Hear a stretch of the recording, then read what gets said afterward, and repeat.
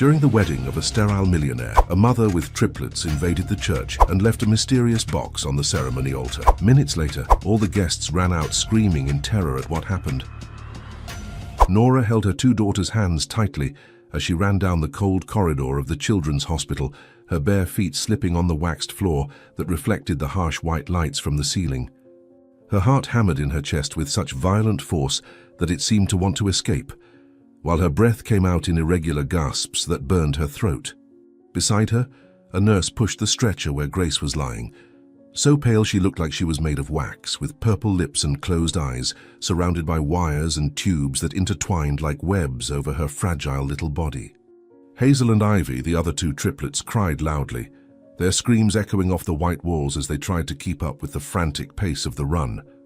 Nora looked at Grace and felt the world collapse on her shoulders, a crushing weight that made her stumble, but she couldn't stop, couldn't falter, not now. "My daughter, hold on, my daughter, please hold on," she whispered with a choked voice, while hot tears ran down her face and dampened the collar of the worn blouse she had been wearing for 2 straight days. The nurse beside the stretcher shouted something to another professional waiting at the end of the corridor, but Nora couldn't understand the words, only the tone of urgency that made her stomach churn. Hazel pulled her mother's sleeve forcefully, her trembling little fingers gripping the fabric as if it were the only solid thing amid the chaos. "Mommy, is Grace going to die?" asked the girl with a high-pitched voice broken by crying, her brown eyes wide with fear and confusion. Nora felt a knot tighten in her throat, a physical pain that made her choke, but she forced a trembling smile and squeezed her daughter's hand with all the strength she had left. Ivy, on the other side, just sobbed quietly, with her little red face buried in Nora's arm, wetting her sleeve with silent tears. The sound of the nurse's heels hitting the floor, the hiss of the stretcher wheels, the constant beep of the machines, everything mixed into a desperate symphony that hammered in Nora's ears. She looked ahead and saw the double doors of the emergency unit opening automatically, revealing a room filled with people dressed in white and blue, all moving with urgent precision. "No, my love, Grace is not going to die, I promise," said Nora with a firm voice despite the tremor that ran through her entire body. The doors closed behind them with a dry and final sound, and Nora was immediately barred by a stern-looking nurse who extended her arm as a physical barrier. "Ma'am, you need to stay out here with the girls," said the woman in a professional voice devoid of emotion, while pointing to a small waiting room nearby, with blue plastic chairs and peeling walls.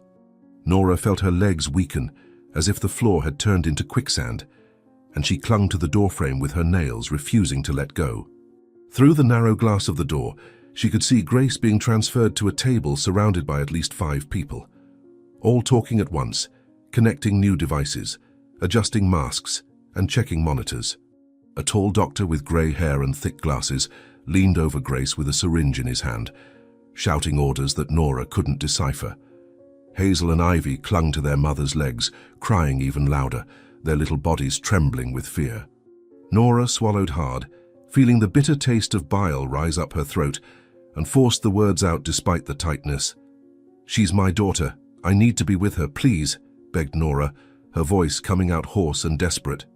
The nurse put her hand on Nora's shoulder, with a firmness that admitted no argument, and pushed her gently but decisively out. "You'll interfere with the team's work, and every second counts now," said the woman, and then closed the door with a click that sounded like a sentence. Nora stood there, staring at the foggy glass, her hands pressed against the cold surface, her eyes fixed on the scene unfolding on the other side.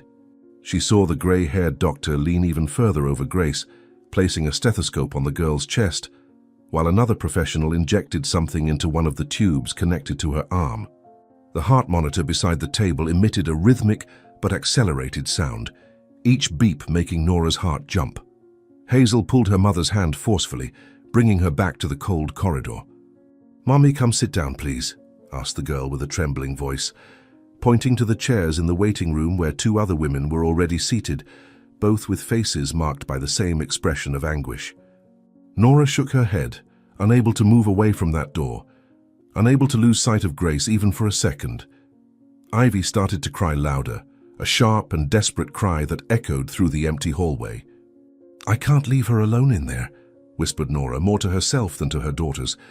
Time seemed to stop as Nora watched through the glass, each movement of the medical team etched in slow motion in her memory.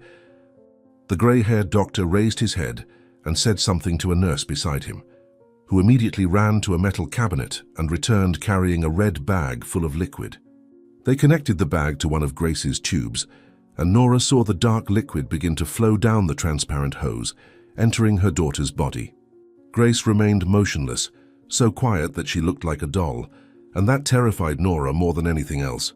She remembered how just 3 days ago, Grace was laughing and playing in the small backyard of their home, chasing butterflies with her sisters, her brown hair flying in the wind while she laughed with that crystalline laugh that brightened any room.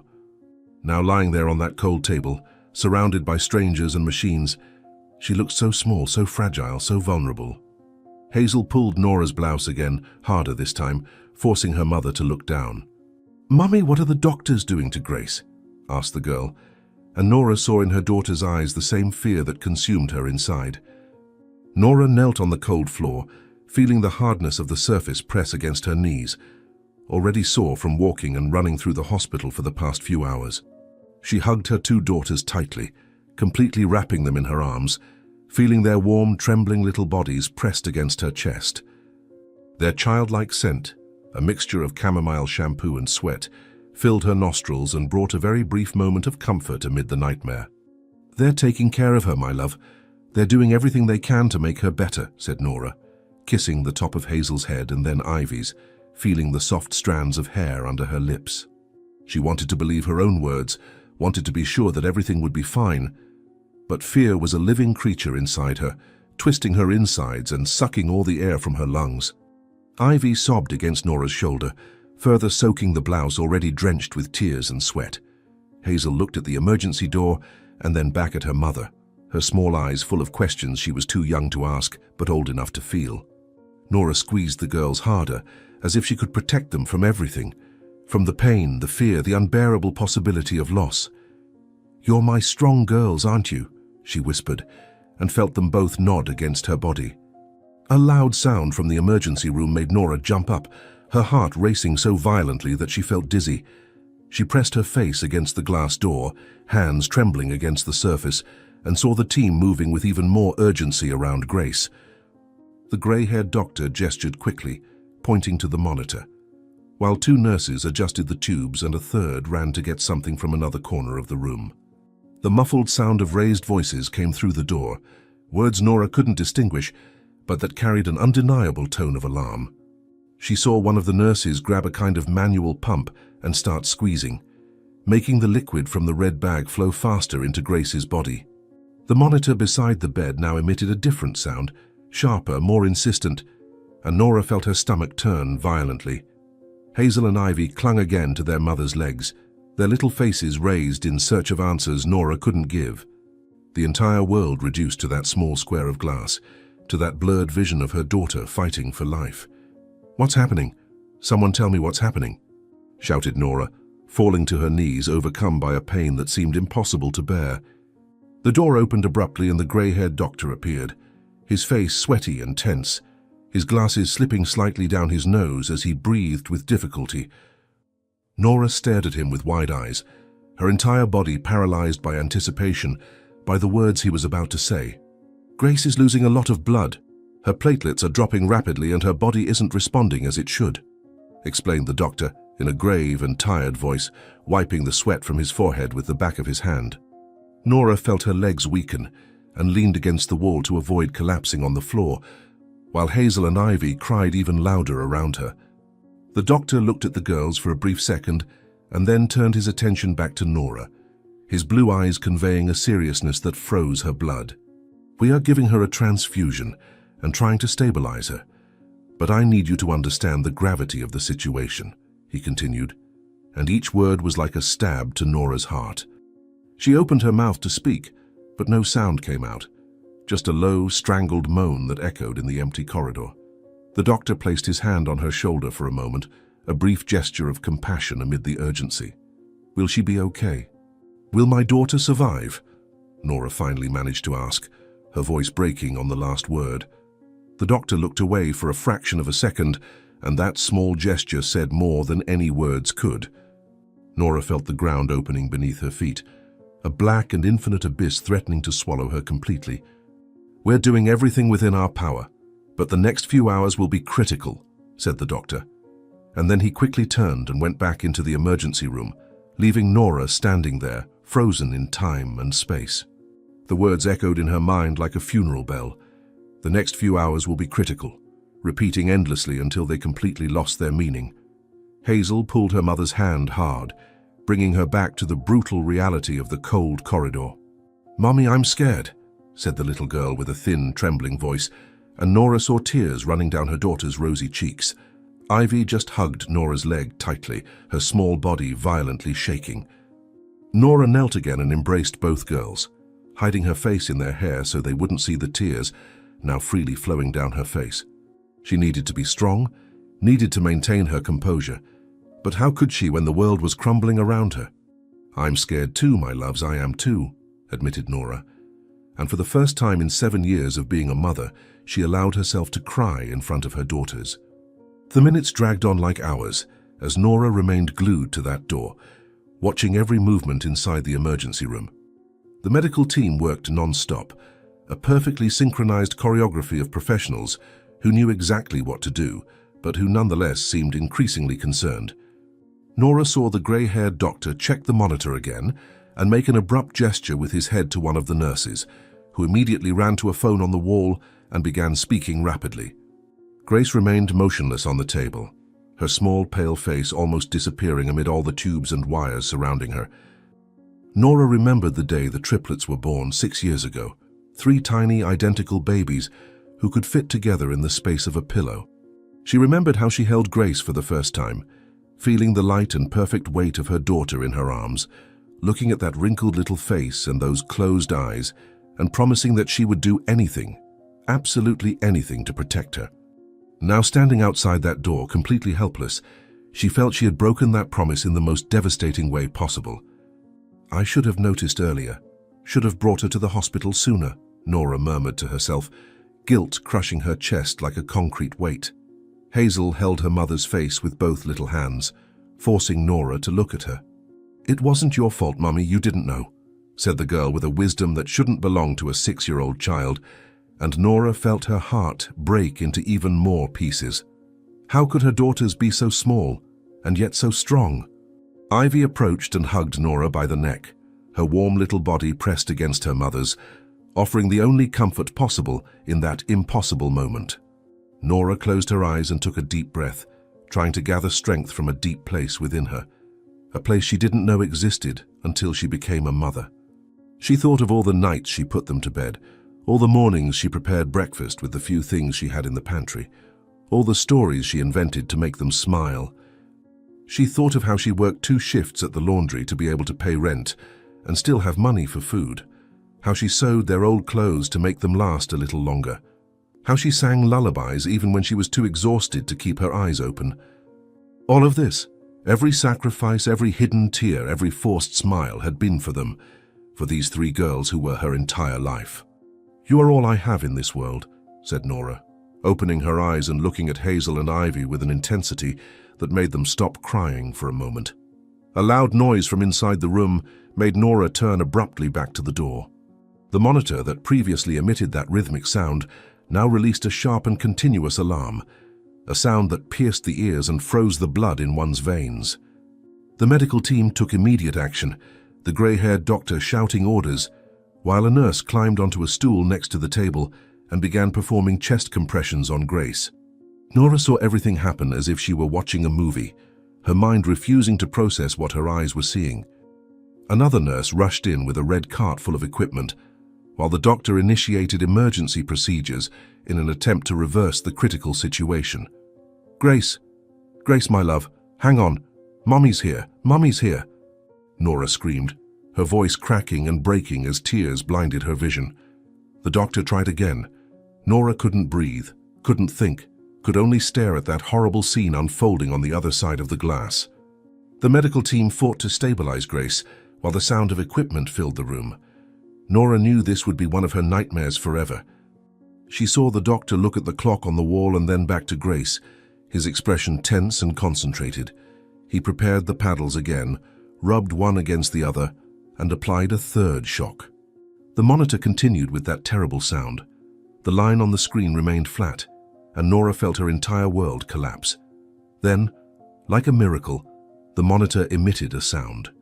Just one. Nora jerked her head up, her wide eyes fixed on the screen of the device visible through the door. Another sound, and another. The sound returned, irregular and weak, but it was there. The line on the screen began to draw peaks again, small and trembling but present. The nurse stopped the compressions, and the doctor leaned over Grace, checking vital signs, while the team continued working with the same urgency as before. Nora couldn't believe what she was seeing, couldn't process that maybe, just maybe, her daughter was still fighting. She stood up unsteadily, leaning against the wall, and pressed her face against the glass door again, her eyes fixed on that green line that rose and fell on the monitor. Hazel tugged at the hem of her mother's shirt forcefully, her small fingers trembling. "Mommy, is she alive? Is Grace alive?" asked the girl, her voice full of hope and fear mixed together, and Nora felt a tightness in her chest, hearing that question that no child should have to ask. Nora nodded, unable to form words, her throat too closed to allow any sound beyond a muffled sob. She squeezed Hazel's hand and pulled Ivy closer, the three forming a knot of trembling bodies in the middle of that cold and impersonal corridor. Through the glass, Nora saw the medical team continue working, adjusting tubes, checking machines, injecting medications, all in a precise choreography that she didn't understand, but for which she was infinitely grateful. The grey-haired doctor raised his head and his eyes met Nora's through the glass. There was something in that look, a gravity that made her stomach violently churn. He said something to one of the nurses and then walked toward the door, his heavy steps echoing in the tense silence of the emergency room. Nora braced herself for whatever he was going to say, her entire body as tense as a rope about to break, every muscle contracted in anticipation. Ivy began to cry softly again, hiding her face against her mother's waist. "Mommy, I want Grace to wake up," the girl murmured, and those simple words were like knives in Nora's heart. The door opened and the doctor came out, removing his surgical gloves with slow, deliberate movements, as if buying time before speaking.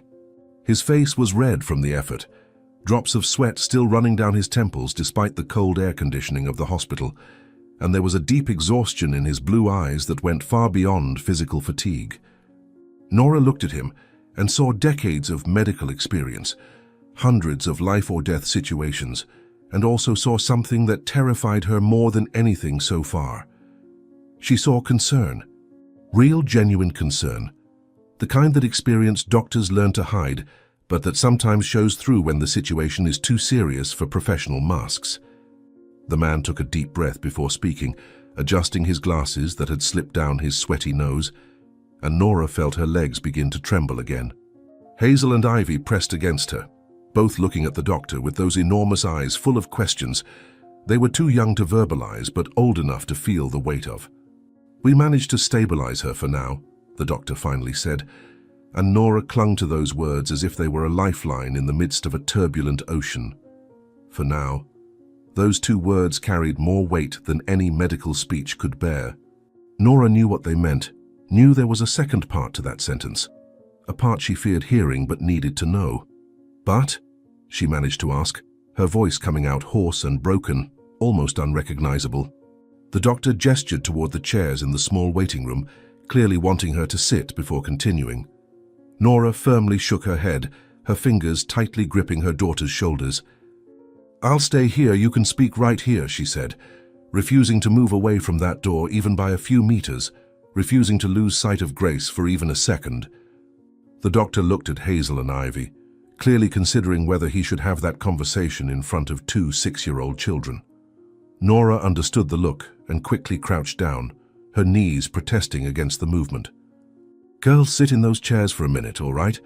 she asked, pointing to the blue plastic seats a few meters away, her voice coming out softer than she felt inside. Hazel hesitated, her fingers still clutching her mother's blouse as if letting go meant losing the only solid thing in a world that was crumbling. "But I want to stay with you, Mummy," the girl protested, her thin voice laden with fear and reluctance. Nora held her daughter's little face between her hands, feeling the warm skin wet with tears under her palms, and looked deep into those brown eyes identical to her own. "I know, my love, but now I need to talk to the doctor about how to help Grace, and afterward I'll tell you everything." "I promise," said Nora, forcing a smile that didn't come close to reaching her eyes. Ivy pulled Hazel by the hand, always the more protective of the two despite being born only 2 minutes apart, and whispered something in her sister's ear. The two walked slowly to the chairs, looking back every 2 steps, and finally sat side by side, embracing as if they were one person. Nora waited until they were seated before turning her full attention to the doctor, her heart beating so hard she could hear blood pulsing in her ears. "What's happening to my daughter?" Kashi asked, and her voice came out firmer than she expected, carrying a strength that came from somewhere deep and primitive within her. The doctor cleaned his glasses with the tip of his white coat, and Nora noticed for the first time the dark stains on the fabric that she tried not to identify as blood. "Grace has acute myeloid leukemia," he said, and those words fell like bombs in the space between them, exploding and destroying any hope that Nora still maintained. Leukemia. Cancer. Her 6-year-old daughter, who 3 days ago was laughing and playing and living, had cancer. Nora felt the floor open beneath her feet, felt the entire world tilt at an impossible angle, felt every cell in her body scream in protest against that impossible reality. She held onto the wall to keep from falling, her nails scratching the peeling paint, leaving white marks on the faded green. The corridor began to spin around her, the white lights transforming into indistinct blurs that danced in the periphery of her vision. The doctor extended his hand to hold her by the elbow, a gesture of support that she barely registered. "It can't be. There must be a mistake. Do the test again," Nora managed to say, shaking her head in violent denial, refusing to accept it, even while knowing deep down that experienced doctors don't make this kind of mistake. The doctor kept his hand on her elbow, his grip firm but gentle, anchoring her to the reality she desperately wanted to deny. "Unfortunately, there is no mistake. We did all possible tests, checked and rechecked the results," he said with that professional patience that comes from having to give bad news countless times throughout a medical career. Nora looked through the door at Grace, so small on that stretcher, surrounded by machines and tubes, and felt something definitively break inside her. How was it possible? How could a child so full of life, so apparently healthy, be carrying a deadly disease within her? Nora remembered the last few months, how Grace had complained of fatigue more than normal, how she had become pale and lost her appetite, how Nora had attributed everything to a passing virus, perhaps anemia, nothing serious. Guilt began to coil in her stomach like a venomous serpent. She should have noticed earlier, should have brought Grace to the doctor weeks ago, should have insisted on tests when the other neighborhood mothers said she was overreacting. "Is this curable? Will she get better?" asked Nora, and she hated the desperation that tinged her voice, transforming it into something unrecognizable. The doctor hesitated, and that second of hesitation said more than any word could say. Nora felt the air completely leave her lungs, as if someone had punched her stomach with force.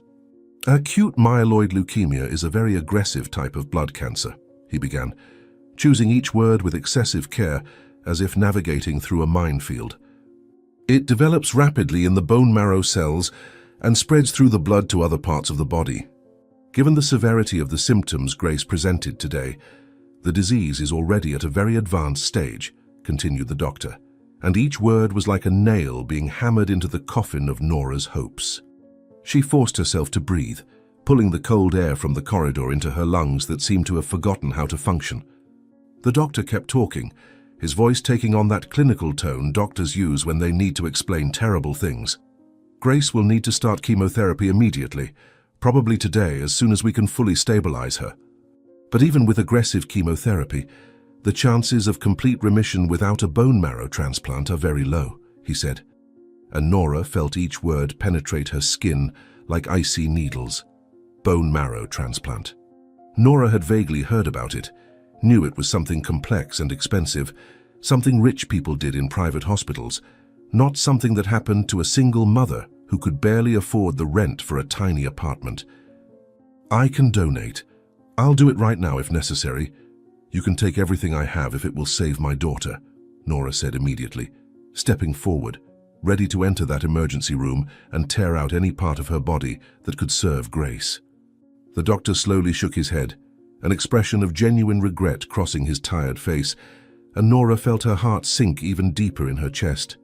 "We already did compatibility tests when we collected the initial blood from you and the other two girls," he explained, and Nora vaguely remembered a nurse taking blood from her and the twins a few hours ago, when all this was still a confusing blur of urgency and fear.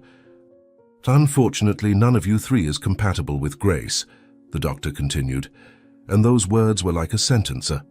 Nora felt her legs give way completely and had to support herself against the wall with both hands to avoid collapsing on the cold floor. "What do you mean I'm not compatible?" "I'm her mother, my blood, my body, everything comes from me," protested Nora, her voice rising in tone bordering on hysteria. The doctor maintained that irritating professional patience, that calmness that came from years of dealing with desperate parents and impossible situations. "Bone marrow transplant requires a very specific compatibility of antigens, special markers in the blood," he explained, using that tone used to explain complex things to people in a state of shock. "Siblings have a 25% chance of being compatible, but Hazel and Ivy are not. Biological parents have even lower chances, and unfortunately you are not compatible. These are just genetic compatibilities.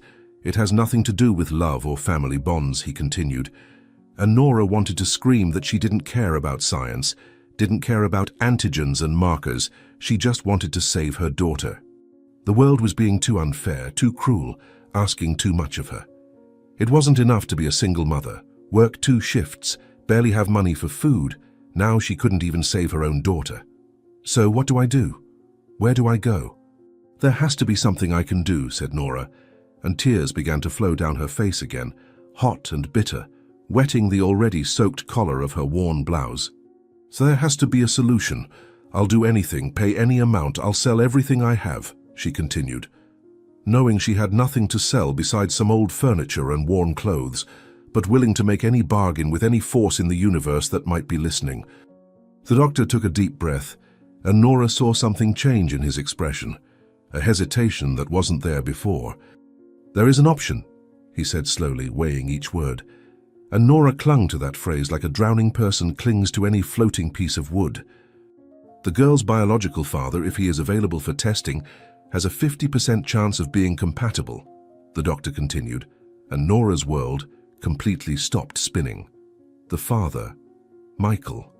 A name she hadn't pronounced in 7 years, a man she had tried to completely erase from her life and the lives of her daughters. Nora felt something cold and heavy settle in her stomach, a stone of ice that radiated discomfort throughout her body. "He is not part of our lives," she finally managed to say, her voice coming out thin and strangled. The doctor observed her with those blue eyes that had seen many complicated family histories over the years. "I understand, but if there's any possibility of contacting him, of asking him to take the compatibility test, this might be Grace's best chance," he said. And that word, best chance, echoed in Nora's mind like a bell tolling in an empty church.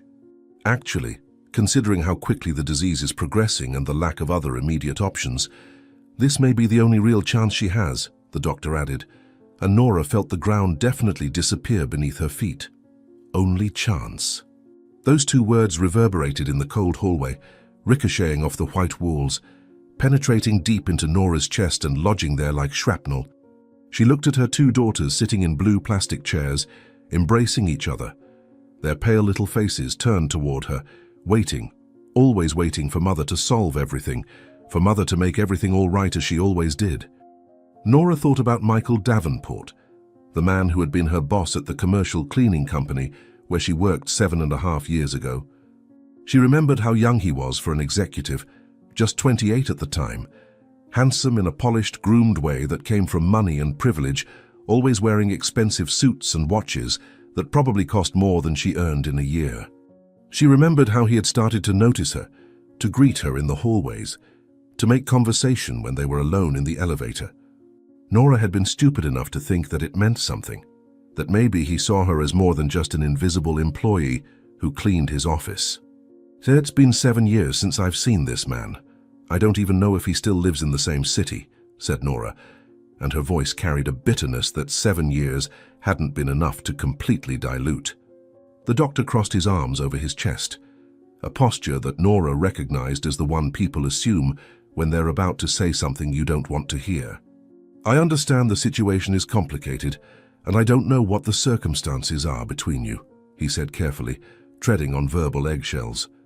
"But as a doctor, my responsibility is to Grace, and I need to be straightforward with you about the reality of the situation. Acute myeloid leukemia in children is extremely aggressive. Without proper treatment, we're talking about weeks, maybe days," he continued, and each word was like a hammer blow to Nora's skull. Days. Her daughter had days to live unless they found a compatible donor. Nora felt bile rise in her throat and had to swallow hard to keep from vomiting right there in the hallway. Even with chemotherapy, if we can't get a transplant quickly, the chances of long-term survival are minimal. "We're talking about less than 20% survival rate in 5 years, said the doctor, throwing out statistics that sounded like sentences. Nora closed her eyes, trying to process it all, trying to understand how her life had collapsed so completely in a matter of hours. She woke up this morning worried about bills to pay and how to stretch her salary until the end of the month. Now she was hearing that her daughter could die in days. 20%, Nora repeated softly, testing the words on her tongue, feeling their devastating weight. The doctor moved a little closer, lowering his voice, and Nora could smell coffee and antiseptic emanating from him. "But if we can get a compatible transplant, and if it's successful, the survival rate rises to 70 to 80%, he said, and Nora heard the hope he was trying to offer. But she also heard all the ifs embedded in that sentence. If we can get, if it's compatible, if it's successful, too many ifs for a desperate mother to cling to. The biological father really is our best bet for finding a compatible donor quickly, because he shares 50% of the genetic material with Grace. We could look in the National Bone Marrow Donor Registry, but that takes time, and time is exactly what we don't have," the doctor explained, and Nora understood what he was saying without saying it directly. She needed to find Michael, and she needed to find him now. "How much time exactly do we have?" asked Nora, and she wasn't sure if she really wanted to know the answer, but she needed to understand the dimension of the disaster she was facing. The doctor adjusted his glasses again, a nervous tic that Nora was already beginning to recognize as a sign that he was about to give even worse news. With the speed at which the disease is progressing, and considering the critical episode she just had, "I'd say we need a donor in the next 3 days at most," he said, and Nora felt the entire world narrow until it could fit only in that cold hallway, in those impossible words. 3 days. 72 hours to find a man she hadn't seen in 7 years, a man who had discarded her like trash, a man who had denied the existence of his own daughters. 72 hours to convince him to take a test, to care, to save a child he had never met and probably never wanted to meet.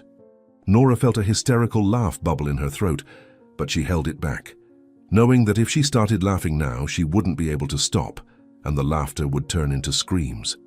3 days, she repeated, and her voice sounded hollow and distant even to her own ears, as if it were coming from very far away. The doctor placed his hand on her shoulder again, that gesture that was supposed to be comforting, but only made her feel more desperate. "I know I'm asking a lot, and I don't know what the circumstances are, but for Grace, for her chance to survive, you need to try," he said, using her first name for the first time, abandoning medical formality. Nora looked into his eyes and saw genuine compassion, but also saw the inflexible reality of the situation. There was no choice. There had never been a choice. From the moment Grace entered that hospital, from the moment that heart monitor had emitted that terrible sound, her fate was sealed unless Nora did the impossible. "And if I can't find him in time? And if he refuses to help?" asked Nora, voicing the fears that were already coiling in her mind like poisonous vines. The doctor released her shoulder and stuffed his hands into his lab coat pockets, a gesture that suddenly made him look too tired, too old. "If we can't get a compatible donor in the next 3 days, we'll continue with chemotherapy and do everything in our power. But I won't lie to you about the probabilities," he said.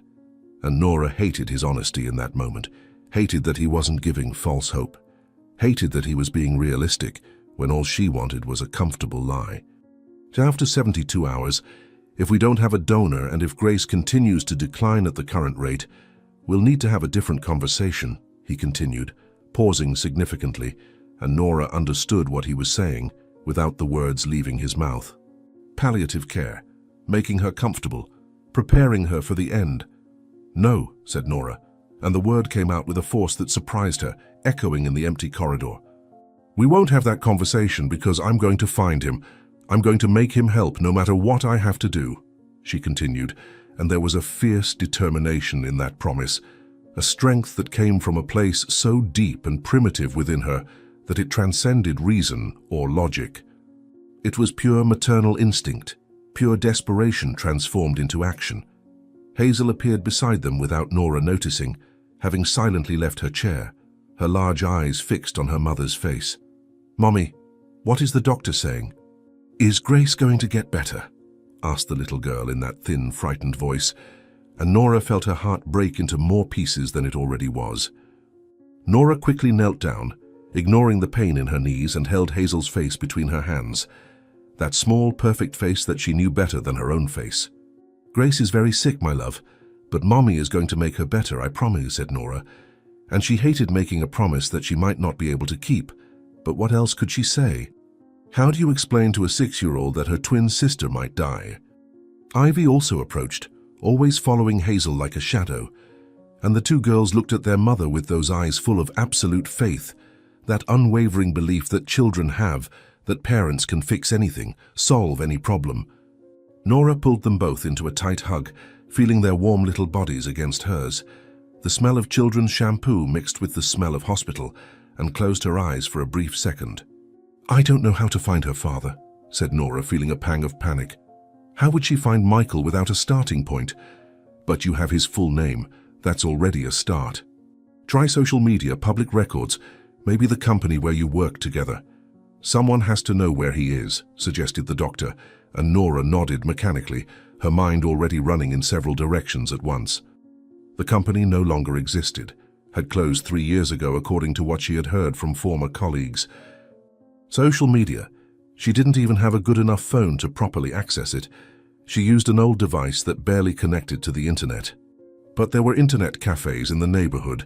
There were public libraries with free computers. There had to be a way. "Try to start looking right now. Every hour counts," said the doctor, and then looked at the clock on the hallway wall. "It's 2 o'clock now, which means that by 2 o'clock on Saturday, 72 hours from now, we need an answer," he continued, setting a concrete deadline, transforming abstract desperation into something measurable, something with shape and weight. Nora looked at the clock too, watching the hands move at their relentless pace, each second that passed being one less second of life for Grace.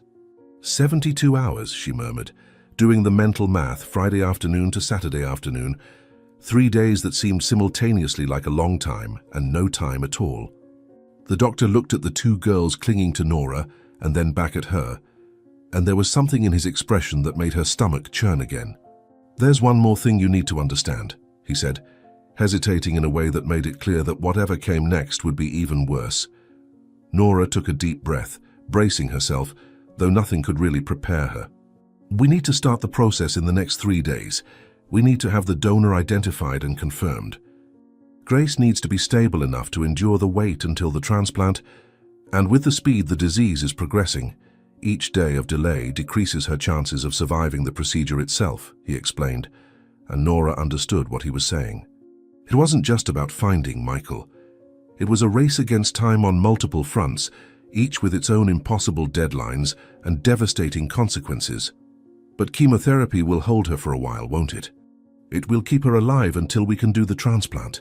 asked Nora, looking for any reassurance, any certainty amid the chaos. The doctor didn't respond immediately, and that silence was louder than any words could be. "Chemotherapy will help us, but Grace is very weakened, and acute myeloid leukemia in children can be extremely unpredictable," he finally said, choosing his words so carefully that Nora wanted to scream at him to just tell the truth without beating around the bush. "What are you trying to say?" she pressed, her voice rising. "I'm saying that even with all the available treatment, each day that passes without an identified donor increases the risk of fatal complications," the doctor responded, finally being direct. Grace might have another crisis like the one she had today. She might develop infections. She might have internal bleeding. We are doing everything in our power, but without the transplant, we're only delaying the inevitable, he completed. And those words, delaying the inevitable, echoed in Nora's head like a funeral bell.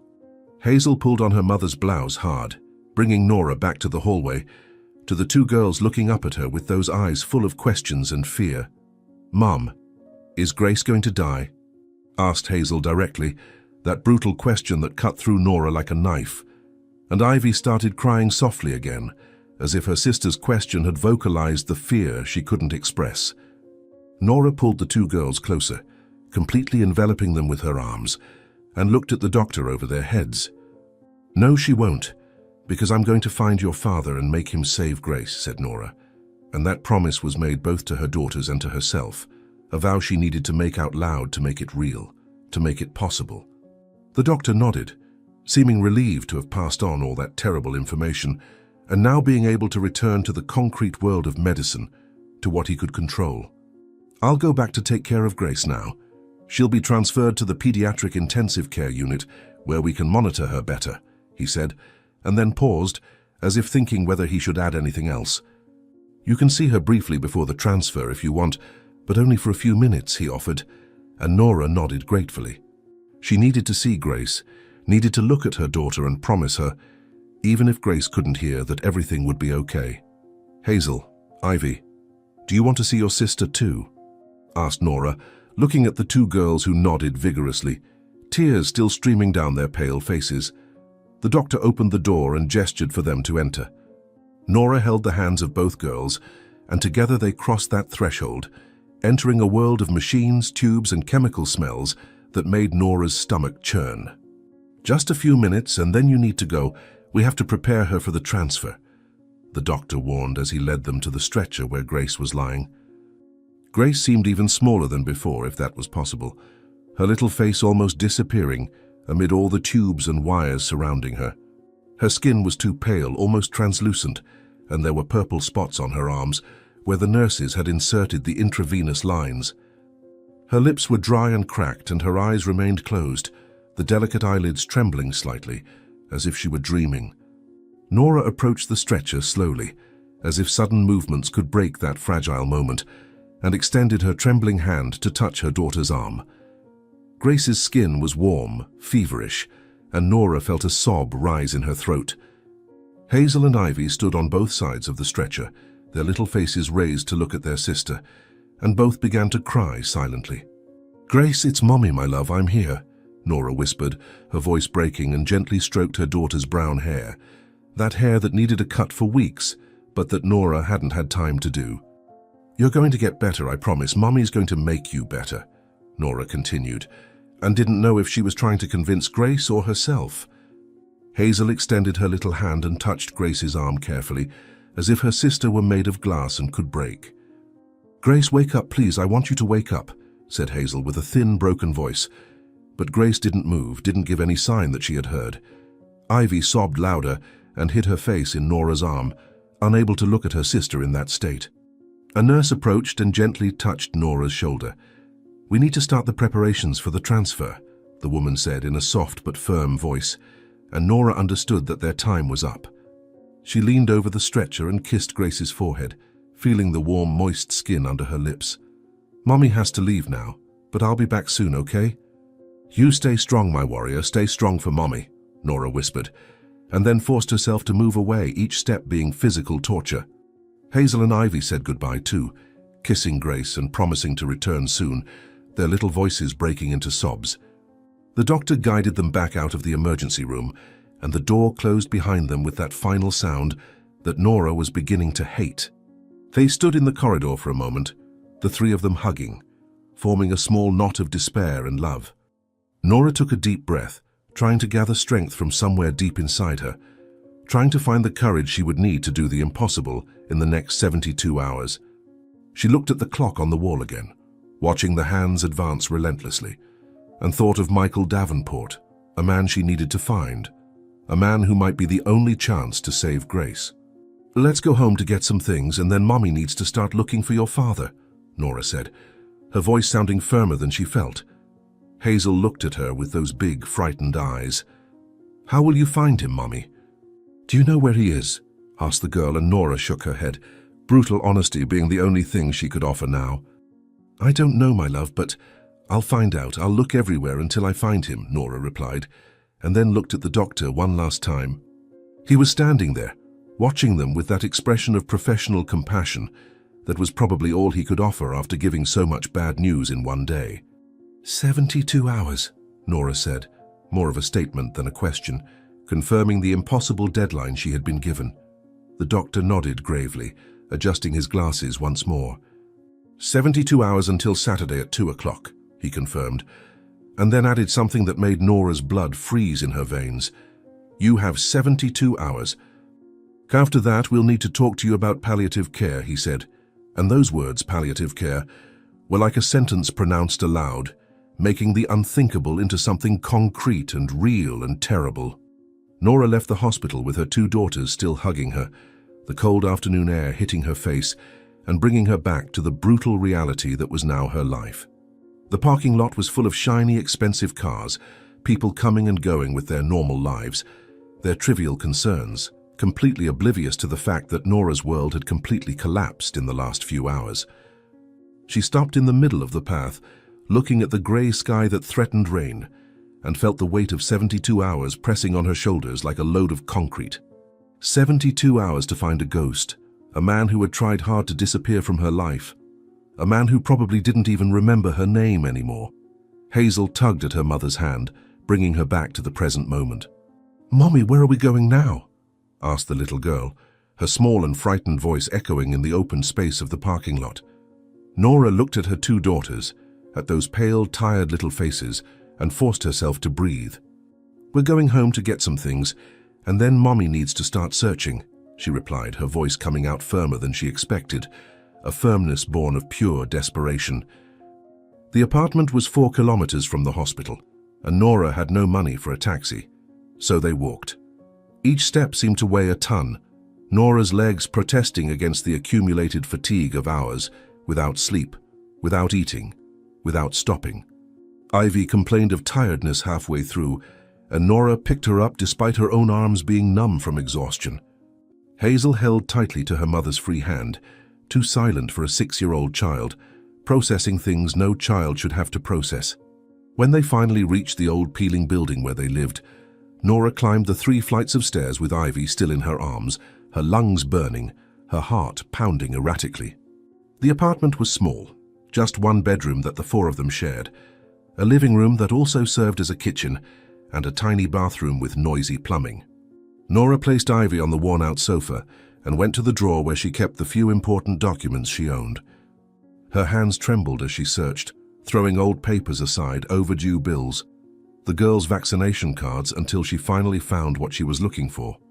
"Here it is," she muttered to herself, holding the yellowed paper with his full name written in her own shaky handwriting from 7 years ago. Michael Davenport. The name was there, smudged and faded, but legible. Nora had written it down when the girls were born, thinking that one day she might need it, though at the time she didn't know exactly what for. She looked at that name and felt a confused mixture of old anger and fresh desperation.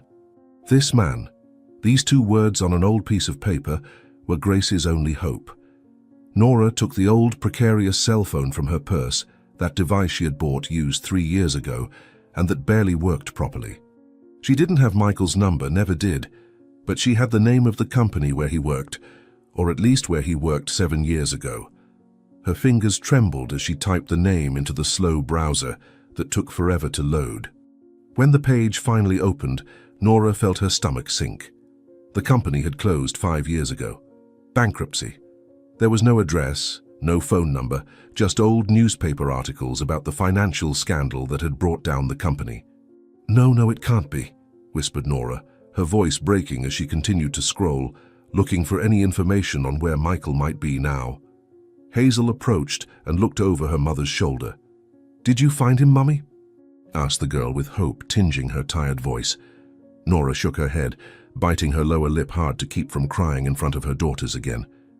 "Not yet, my love, but I'll keep looking," she said, and went back to typing on her phone, now searching directly for his name. Pages and pages of results appeared, most links to social media profiles of people with the same name, but who were clearly not him.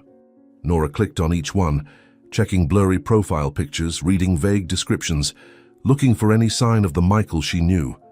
1 hour passed, then 2, and she still sat there on the cold floor of the living room, the phone heating up in her hand from so much use, her eyes burning from staring at the small screen. Ivy and Hazel had fallen asleep on the sofa, emotionally exhausted, their little bodies intertwined as they always did when sleeping. Nora looked at them and felt her heart tighten. They had school tomorrow. Routines, lives that needed to continue even when everything was falling apart. But how could she send them to school when Grace was dying in the hospital? "How am I going to do this?" Nora whispered to the empty apartment, to the indifferent universe, and got no answer beyond the heavy silence that surrounded her. "How am I going to find a man who doesn't want to be found?" She continued, and felt tears finally begin to stream down her face, hot and salty and inevitable. The phone suddenly rang, the shrill sound making Nora jump with fright and almost drop the device. She looked at the screen and saw it was the hospital. Her heart stopped for a complete second before racing in absolute panic. With trembling hands, she answered. "Hello?" she managed to say, her voice coming out thin and terrified. A female voice responded from the other end, calm and professional. "Mrs. Nora? This is the nurse from the pediatric ICU. I'm calling to let you know that Grace has been transferred and is currently stabilized," said the woman, and Nora felt her knees almost give way with relief. Stabilized. Not worse. Still alive.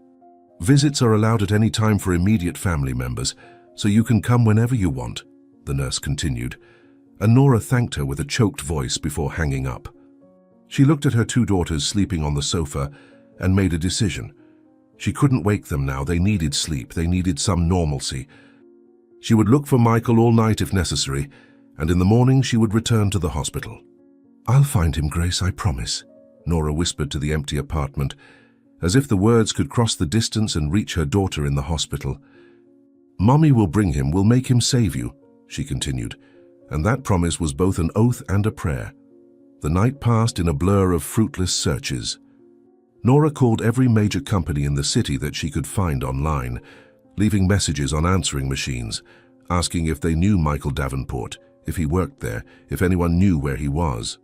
No one returned her calls. She tried social media again, creating profiles on apps she had never used, searching in groups of former employees of the bankrupt company, but Michael seemed to have completely disappeared from the digital world. At 5 in the morning, when the sky began to lighten with that cold grey dawn light, Nora finally admitted temporary defeat. She needed a different strategy, needed to think, needed help. She gently woke the girls, prepared a quick breakfast with the little she had in the pantry, stale bread and margarine, and dressed them in clean clothes. "You'll stay with the neighbor today while Mommy looks for your father, okay?" said Nora, and the 2 girls nodded solemnly, understanding without fully comprehending the gravity of the situation. The neighbor from the apartment next door, an elderly lady who sometimes looked after the girls when Nora worked double shifts, accepted without asking many questions, although her eyes showed concern when seeing Nora's condition. "Are you all right, dear? Looks like you haven't slept at all," the woman commented, and Nora just shook her head, unable to explain, unable to put into words the nightmare she was living. At 7 in the morning, Nora was at the door of the headquarters of the largest investment company in the city, the glass and steel building that dominated the financial center like a monument to money and power. She had remembered an old conversation, fragments of memory from 7 years ago, when Michael had casually mentioned that his uncle was one of the partners of a large investment firm. Nora didn't know if the information was still valid, didn't know if it would lead anywhere, but it was the only concrete lead she had. She entered the impressive lobby, with its very high ceiling and expensive minimalist decoration, and immediately felt out of place. Her simple and worn clothes, her disheveled hair from a sleepless night, everything about her screamed that she didn't belong in that world. A security guard approached immediately, his posture making it clear that he was about to ask her to leave. "Can I help you?" the man asked, and the tone was polite but firm, the kind of politeness that is actually a veiled threat. Nora forced herself to stand straight, to not cower under his assessing gaze. "I need to talk to someone about Michael Davenport. It's urgent. It's a matter of life or death," she said, and hated how desperate her voice came out, how she sounded exactly like what she was, a desperate woman begging for crumbs of information. The security guard frowned, clearly not recognizing the name. "Do you have an appointment?" he asked, and Nora shook her head, knowing she was losing that battle before it even began. "No, but please, it's about his daughter. She's dying. I just need a phone number, an address, anything," begged Nora, and she felt tears starting to form in her eyes again.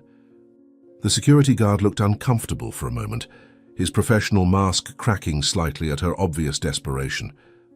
"Look, ma'am, I can't help without more information, but if you want to leave your contact at reception, maybe someone will get back to you," he suggested, and Nora knew that was just a polite way to get rid of her. But she had no choice. She went to the reception desk, a huge marble table where a young and impeccably dressed woman looked at her with barely disguised disdain. "I'd like to leave a message for Michael Davenport, or for anyone who might know where he is," said Nora, trying to keep her voice steady. The receptionist typed something into the computer, her fingers flying over the keyboard with irritating efficiency. "We don't have anyone by that name working here," the woman replied without even looking at Nora, and that casual disinterest felt like a slap in the face. Nora took a deep breath, counting to 10 mentally, forcing herself not to scream, not to cause a scene that would only result in her being escorted out. "I know he doesn't work here, but his uncle is a partner, or at least he was a few years ago. Please, someone here must know him," insisted Nora, leaning over the marble desk, invading the receptionist's personal space in a way that made the woman recoil slightly. The receptionist sighed with exaggerated impatience, as if Nora were an irritating inconvenience in her perfect morning. "Ma'am, as I said, we have no record of that name, and I can't go searching for relatives of employees without more information," said the woman, her voice assuming a tone of finality. Nora felt anger beginning to boil inside her, a hot and desperate anger threatening to overflow. "My daughter is dying in the hospital. She needs a bone marrow transplant and her father is her only chance. Do you understand? A 6-year-old child might die because no one wants to help me find a man," said Nora, her voice rising until she was almost shouting, and several people in the lobby turned to look. The receptionist made a discreet gesture, and the security guard returned, this time accompanied by another. "Ma'am, I'm going to have to ask you to leave," said one of them, and his voice left no room for discussion.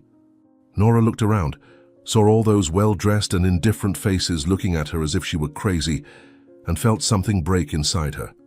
"Please, someone, anyone, if you know Michael Davenport, tell him that Nora needs to talk to him, that his daughter is dying," she shouted to the entire lobby, and her voice echoed off the glass walls, but no one responded, no one moved to help. The security guards escorted her out, not with violence, but with enough firmness to make it clear she wasn't welcome. Nora found herself on the sidewalk, the morning sun already high and hot, people hurrying past to their important jobs, and she had never felt so invisible, so powerless in her entire life. She looked at the imposing glass building and felt a hysterical laugh bubble up in her throat. How had she thought she would succeed? How had she, a poor and desperate woman, thought she would find a rich man who clearly didn't want to be found? "I'm an idiot," Nora muttered to herself, and began to walk with no direction, just walking because she didn't know what else to do. Her phone rang again, and this time it was an unknown number. She answered with desperate hope, thinking that perhaps someone from the building had decided to help. "Hello?" she said, and her voice came out hoarse from all the shouting. A male voice responded, formal and distant. "Ms. Nora? This is from the hospital. The doctor would like to speak with you about Grace. Can you come here as quickly as possible?" said the man, and Nora felt her heart stop completely. His tone wasn't one of extreme emergency, but it wasn't casual either. "Has she gotten worse? What happened?" asked Nora, already starting to run in the direction of the hospital, not caring about the curious looks from people on the street. "The doctor will explain better in person, but you should come now," the man replied, and hung up before Nora could ask more questions. Nora ran the 4 kilometers to the hospital, her lungs burning, her legs protesting. But she didn't stop, didn't slow down. When she finally arrived, she was sweating and panting, her heart beating so hard she thought it would explode. She climbed the stairs 2 steps at a time to the pediatric ICU on the 3rd floor, pushed through the double doors, and almost collided with a nurse. "My daughter Grace, what happened?" she managed to say between heavy breaths, and the nurse recognized her immediately. "The doctor is waiting for you in the meeting room," said the woman, pointing to a door at the end of the corridor, and Nora practically ran there. The grey-haired doctor was sitting behind a small desk, papers scattered in front of him, and his expression when he looked at Nora made her stomach turn. He gestured for her to sit, but Nora remained standing, unable to move, unable to breathe. "What happened to my daughter?" she demanded, her voice coming out louder than she intended. The doctor sighed heavily and removed his glasses, rubbing his tired eyes. Grace had another crisis just now. Her white blood cell count dropped dramatically, and she developed an infection, he said, and every word was like a hammer blow to the coffin of Nora's hopes. Nora held onto the edge of the table, her legs finally giving way, and let herself fall into the hard plastic chair. "But you controlled it, right? She's stable now?" she asked, searching for any thread of hope to cling to. The doctor put his glasses back on, that gesture that Nora was beginning to associate with bad news. "We managed to control the infection for now with broad-spectrum antibiotics, but her response to treatment is much weaker than we'd like," he explained, and Nora saw where this was going. "Have you made any progress locating the father?" asked the doctor, and Nora felt shame burning her face. She shook her head, unable to form words, unable to admit out loud that she had failed. "I tried, I swear I tried, but I can't find him. It's like he's disappeared from the face of the earth," Nora finally said, and her voice came out broken and defeated.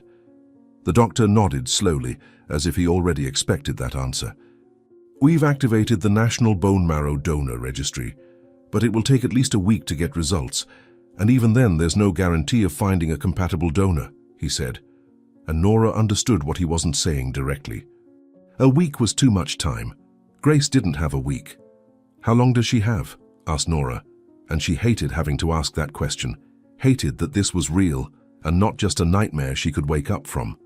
The doctor joined his hands on the table, his fingers interlaced, and looked directly into Nora's eyes. "With the decline we're seeing, and if we don't get a donor in the next 2 days, we're talking about hours, maybe a day or 2 at most before we have to consider comfort measures," he said, using that medical euphemism that meant giving up, letting her die in peace. Nora felt the whole world narrow until it fit only in that small, stuffy room, in those terrible words. 2 days. She had 2 days instead of 3. Grace was dying faster than anyone expected. "No, it can't be. I still have time. I can still find him," protested Nora, her voice rising to something close to a scream. The doctor stood up and walked around the table, putting his hand on her shoulder in an attempt at comfort that only made her feel worse. "I understand this is impossible to process, but I need you to consider spending these last days with Grace, making memories, saying goodbye," he said gently, and those words, saying goodbye, hit Nora like punches to the stomach. "I won't give up on her. I won't say goodbye. I still have time," insisted Nora, standing up abruptly, the chair scraping loudly on the floor. She left the room before the doctor could say anything else, her legs moving on autopilot, taking her to the pediatric ICU where Grace was. The girl looked even smaller than the last time Nora had seen her, if that was possible. Her face was so pale it was almost transparent, and there were new tubes, more machines, more things keeping her alive artificially. Nora approached the bed and held her daughter's cold, small hand, feeling how fragile it was, how the bones seemed ready to break at the slightest touch. "Grace, my love, Mommy's here," she whispered. But Grace didn't respond, not even a contraction of her fingers, no sign that she had heard. The doctor approached from behind, his presence silent but heavy, and Nora felt the air become denser around them. "Nora, we need to talk about the options that remain," he said with that soft voice doctors use when they're going to suggest the unthinkable, and Nora felt her stomach violently turn. She turned to face him, still holding Grace's hand, refusing to let go even for a second. "If you want, we can release Grace to go home. Make her comfortable there, spend these last moments in a familiar environment with her sisters," the doctor continued. And those words, last moments, hit Nora like a high-speed train. He was suggesting that she take Grace home to die. He was giving up. "No, she stays here where she has treatment, where you can do something," protested Nora, her voice coming out louder than she intended, echoing in the silent ICU and causing other nurses to look in their direction. The doctor put his hand on Nora's shoulder, a gesture that was meant to be comforting, but only intensified the panic that was growing inside her like a wild beast. "Nora, I understand your resistance, but you need to understand that there's nothing more we can do here without a compatible donor," he said, each word measured, careful, as if he were handling something extremely fragile about to break.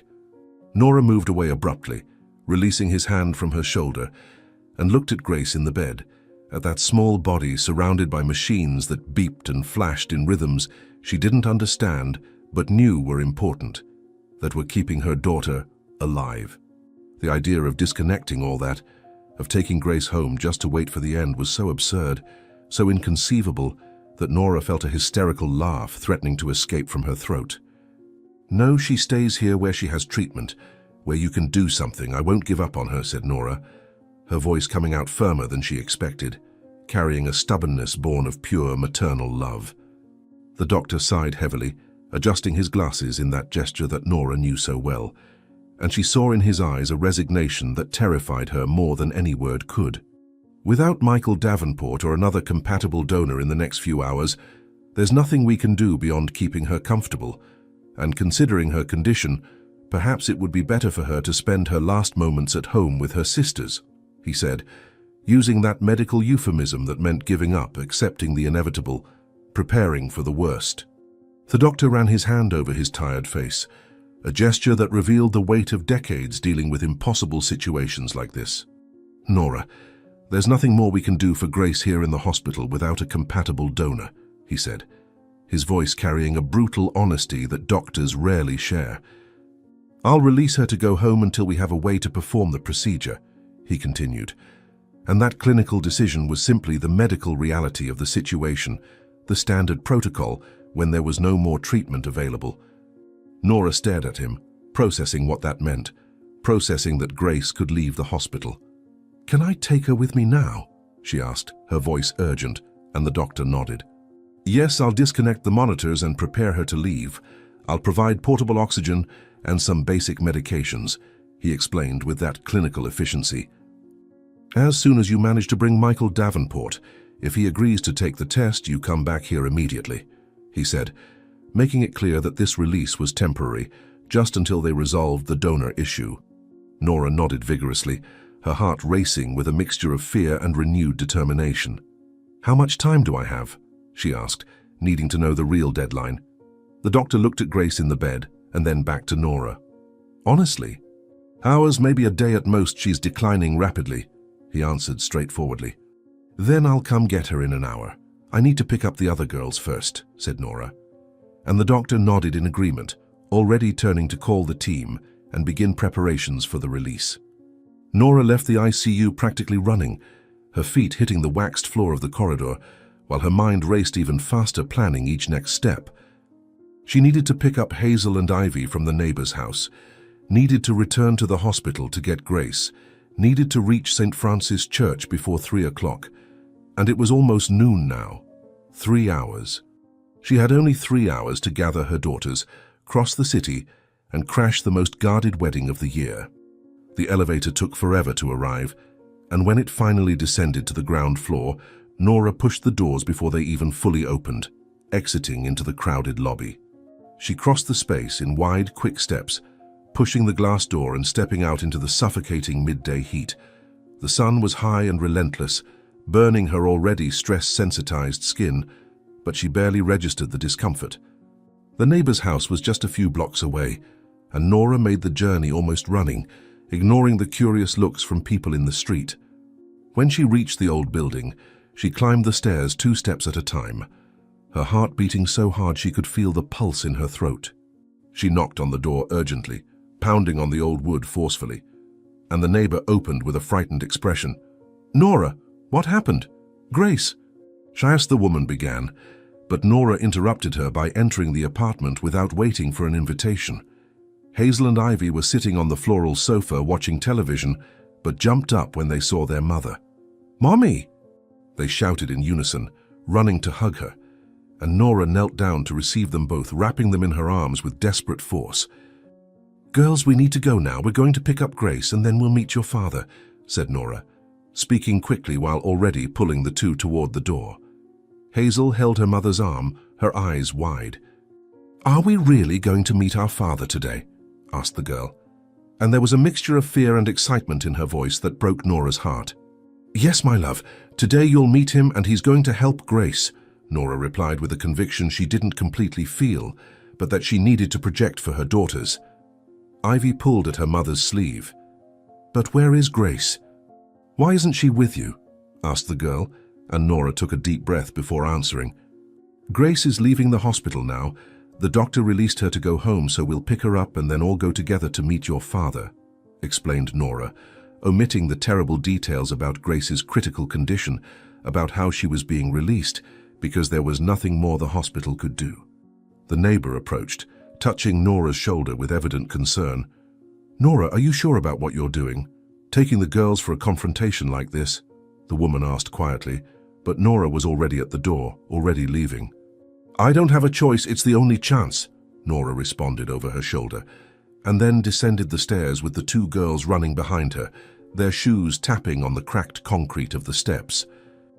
They went out into the street, and Nora looked around for a taxi, knowing she had no money but that she would somehow convince the driver. A yellow car was passing by at that very moment, and she waved frantically, shouting to get attention. The taxi stopped, and she pushed the girls inside before getting in herself. "Santa Cruz Hospital, urgent please," Nora told the driver, a middle-aged man who looked at her through the rearview mirror with curiosity. "Everything okay back there?" he asked, and Nora nodded, even knowing that nothing was okay. Nothing would be okay until Michael took that damn test. The journey to the hospital took only 10 minutes, but seemed to last hours, each red light being a torture, each slow car in front a personal affront. Hazel and Ivy remained quiet in the back seat, holding each other's hands, feeling the tension emanating from their mother in palpable waves. When they finally arrived at the hospital, Nora opened the door before the car had completely stopped. "Wait here with the meter running. I'll be back in 5 minutes with one more girl," she told the driver, who frowned in confusion but nodded in agreement. Nora ran into the hospital with Hazel and Ivy, going straight up to the pediatric ICU on the 3rd floor. The doctor was waiting in the hallway with a nurse, and beside them was a wheelchair where Grace was sitting, wrapped in blankets despite the heat, a small oxygen cylinder attached to the side of the chair with a thin tube connected to her nose. Nora suddenly stopped upon seeing her daughter like this, so small and fragile in that chair, her eyes closed and her face as pale as wax. For a second she questioned if she was doing the right thing, if she shouldn't just take Grace home and let her die in peace. But then she thought about Michael living his perfect life, marrying a rich woman, surrounded by luxury, while the daughter he denied was dying in silence, and the anger returned with full force. "Is she ready?" asked Nora, her voice coming out hoarse, and the doctor nodded. "Yes, she is. Here are the emergency medications in case she has any crisis. The instructions are written down," he said, handing her a small bag. "And Nora, remember, as soon as you resolve the situation with him, bring her back immediately," the doctor continued, and his eyes said what his voice could not, that this was madness, but that he understood. Nora nodded and approached the wheelchair, kneeling in front of Grace. "Hi, my love, Mommy is here. We're going for a ride now," she whispered, and Grace didn't respond, didn't open her eyes, just continued taking those shallow and irregular breaths that made Nora's chest hurt. Hazel and Ivy approached silently, looking at their sister with eyes full of tears. "Is Grace going to get better, Mommy?" asked Ivy with a trembling voice, and Nora forced a smile that didn't come close to reaching her eyes. Yes, my love, because now we're going to meet your father and he's going to save her," said Nora. And then she stood up, grabbing the handles of the wheelchair and starting to push Grace toward the elevator. The doctor and nurse accompanied them there, and when the doors closed, Nora saw the doctor make a gesture that seemed half blessing, half farewell. The elevator descended slowly, and Nora looked at her 3 daughters reflected in the dirty mirror of the metallic walls. Hazel and Ivy holding hands, pale and frightened faces, and Grace in the wheelchair, looking more dead than alive. "What am I doing?" Nora whispered to her own reflection. But there was no answer, no going back, only the path ahead, however insane it might be. The doors opened on the ground floor and she pushed the chair out, crossing the lobby while people stopped to look, their faces showing pity and curiosity. Outside, the taxi was still waiting, the driver looking through the rear-view mirror with a concerned expression. Nora opened the back door, and with the help of the driver, who got out of the car upon seeing the situation, they managed to put Grace on the seat, still wrapped in blankets, her head falling to the side. Hazel and Ivy entered from both sides of their sister, holding her so she wouldn't fall, and Nora folded the wheelchair and put it in the trunk before getting in the front. Saint Francis Church, she told the driver, her voice leaving no room for questions, and the man just nodded and started the car. The journey to the church took 20 minutes through heavy midday traffic, and every minute Nora looked back, checking on Grace, checking if she was still breathing, if her chest still rose and fell in that irregular rhythm. Hazel held her sister's hand, speaking softly to her even without receiving a response. "Grace, we're going to see Daddy. You'll like him. He'll help you get better," the girl said with that innocent faith that only children possess, and Nora felt tears burning her eyes, but held them back, refusing to cry now when she needed to be strong. Ivy just looked out the window in silence, processing everything in her quiet and introspective way. The driver looked in the rearview mirror from time to time, clearly curious about what was happening but not daring to ask. Finally, they turned onto a wide street, lined with ancient trees and impressive mansions. And there at the end of the street, Nora saw St. Francis Church, a magnificent building all in white stone that seemed to shine under the midday sun.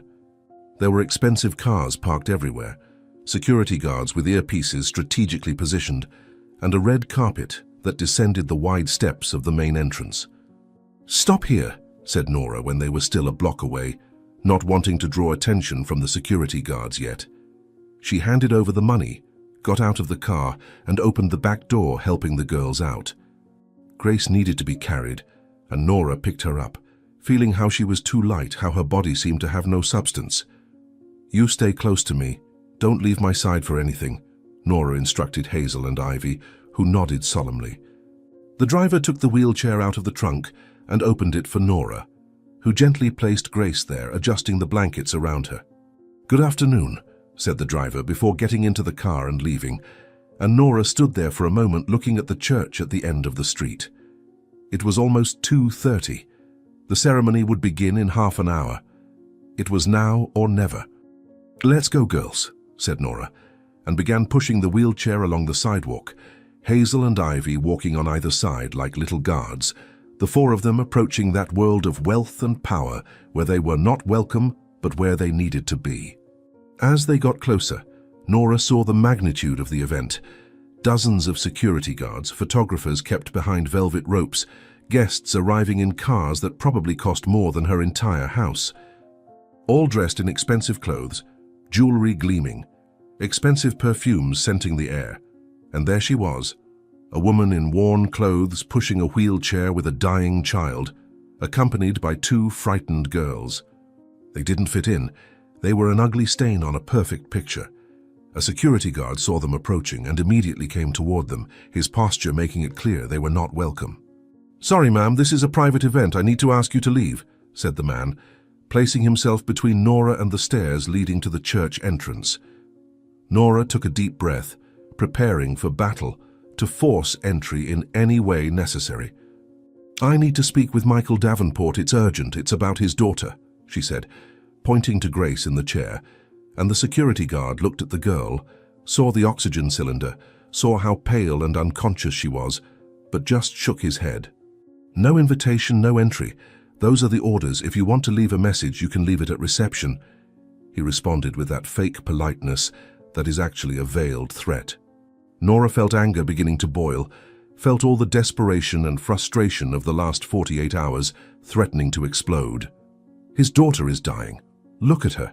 She will die if he doesn't help," shouted Nora, her voice echoing down the silent street, making guests turn to look with expressions of shock and discomfort. Two more security guards approached, surrounding Nora and the girls, forming a human barrier between them and the church. "Ma'am, I'll have to ask one more time that you leave. Don't make me call the police," said the first security guard, his hand going to the radio attached to his belt. Nora looked at the church, saw through the open doors the interior decorated with white flowers and candles, saw guests already seated in the pews waiting for the ceremony to begin. Michael was in there just a few meters away and she couldn't reach him. Hazel started crying, frightened by the big men surrounding them.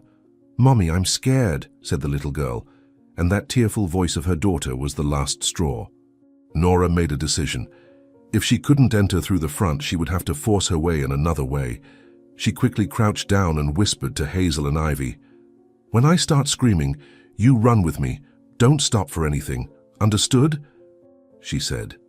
And before the girls could respond, Nora stood up and pushed the security guard in front of her with surprising strength, born of desperation, catching him off guard.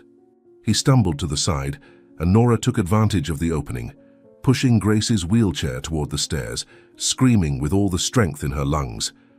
"Michael Davenport, your daughter is dying. Look what you've done," she yelled, and her voice echoed down the entire street, passed through the church doors, reached the guests inside who turned in shock toward the entrance. The security guards reacted immediately, running after her. But Nora was already climbing the stairs, pushing the wheelchair with desperate force, Hazel and Ivy running at her side with terrified little faces.